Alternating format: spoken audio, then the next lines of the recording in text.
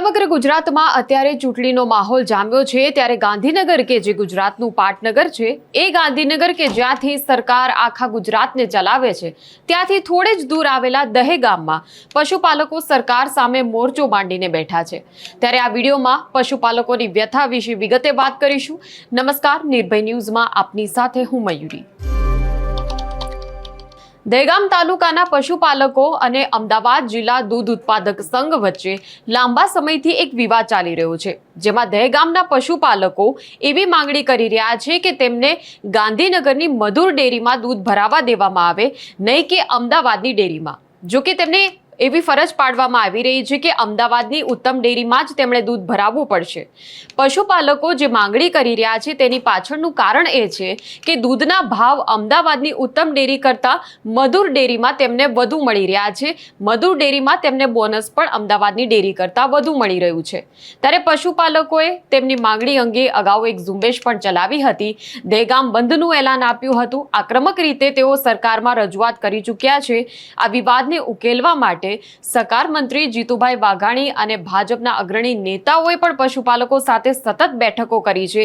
તેમ છતાં આ બેઠકોમાં હજુ સુધી કોઈ જ સમાધાન નીકળી શક્યું નથી અને આ મુદ્દાને લઈને પશુપાલકો હજુ પણ સરકાર સાથે અસંમત છે। ત્યારે પશુપાલકોની આ નારાજગી હાલ સરકાર સામે યથાવત જોવા મળી રહી છે, પરંતુ શરમજનક વાત એ છે કે સત્તા પક્ષ ભારતીય જનતા પાર્ટી આ મુદ્દાને દબાવી દેવા માટે હવે પોલીસને હાથો બનાવી પોલીસ અધિકારીઓનો દમન કરવા માટે ઉપયોગ કરી રહી છે। ત્યારે આ મુદ્દે યુવરાજસિંહ જાડેજાએ પણ પ્રતિક્રિયા આપી હતી। શું કહી રહ્યા છે યુવરાજસિંહ જાડેજા તે પહેલા જોઈ લઈએ। ગુજરાતની બહાદુર પોલીસ એ શા માટે ભૂલી જાય છે કે એનો પગાર કોઈ કમલમમાંથી નથી આવતો, એનો પગાર એ સામાન્ય જનતાના ટેક્સના પૈસામાંથી આવે છે અને એનું કાર્ય એ કાયદો વ્યવસ્થા જાળવવા માટેનું છે, એનું કાર્ય એ સુરક્ષા આપવા માટેનું કાર્ય છે।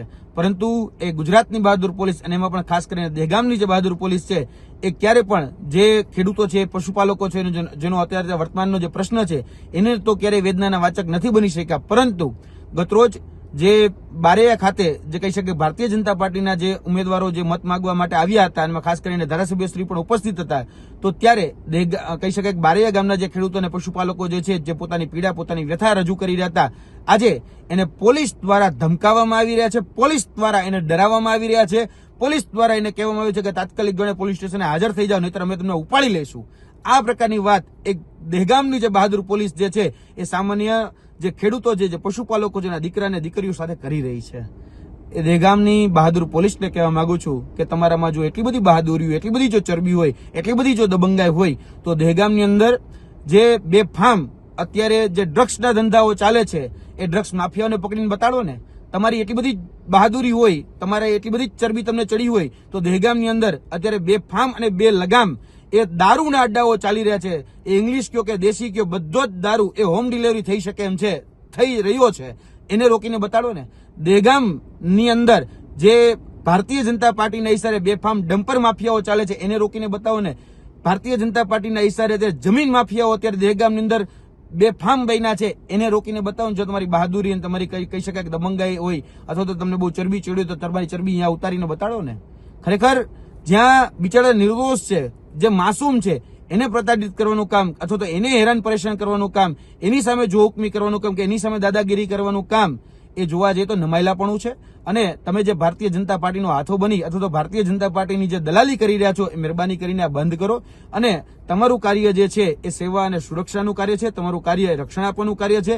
ક્યાંક ને ક્યાંક જે ખેડૂતોને જે પ્રતાડિત કરવામાં આવી રહ્યા છે તો તમને બહુ સ્પષ્ટ શબ્દમાં કહીએ છે કે દહેગામનો ખેડૂત એ એકલો નથી। દહેગામના ખેડૂતો સાથે અમે ખભોથી ખભો મિલાવીને દરેક નાગરિક જન એ ઉભો છે। દહેગામના ખેડૂતોને જરા પણ જો હેરાન પરેશાન કરવાનું તમે વિચાર્યું પણ છે તો યાદ રાખજો, આ દહેગામની અંદર જેલભરો આંદોલન કરવું પડે તો એના માટેની પણ અમારી સંપૂર્ણ તૈયારી છે। એટલે મહેરબાની કરીને કહીએ છીએ કે ખેડૂતોના દીકરા દીકરીઓને ફોન કરીને એ હેરાન પરેશાન કરવાનું બંધ કરી દેજો। તો સ્થાનિક સ્વરાજની ચૂંટણીના માહોલમાં પશુપાલકો હવે પ્રચાર કરવા માટે આવતા નેતાઓને પણ ઘેરી લઈને તેમની માંગણીઓ બાબતે રજૂઆત કરી રહ્યા છે। હાલમાં જ ભાજપના દહેગામથી જે ધારાસભ્ય છે બલરાજસિંહ ચૌહાણ, તેઓ જ્યારે ચૂંટણી પ્રચાર કરવા માટે બારિયા ગામમાં જઈ રહ્યા હતા ત્યારે પશુપાલકોએ તેમનો કાફલો રોકી ઉગ્રપણે વિરોધ નોંધાવ્યો હતો મધુરમાં દૂધ નહીં તો ભાજપને મત નહીં એવા લખાણવાળા બેનરો સાથે તેમણે વિરોધ વ્યક્ત કર્યો હતો.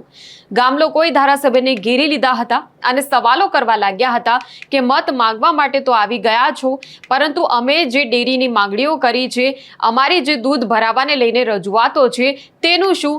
શા માટે અમારી સમસ્યા, અમારા મુદ્દાનો હજુ સુધી તમે ઉકેલ લાવી શક્યા નથી? ત્યારે જ્યારે આ સવાલો ધારાસભ્યને કરવામાં આવ્યા ત્યારે ધારાસભ્ય પાસે લોકોને આપવા માટે કોઈ જ જવાબ નહોતો. તો હવે જોવાનું એ છે કે પશુપાલકોનું આક્રમક વલણ હવે આગામી ચૂંટણીઓમાં ભાજપને કેવા દિવસો દેખાડે છે.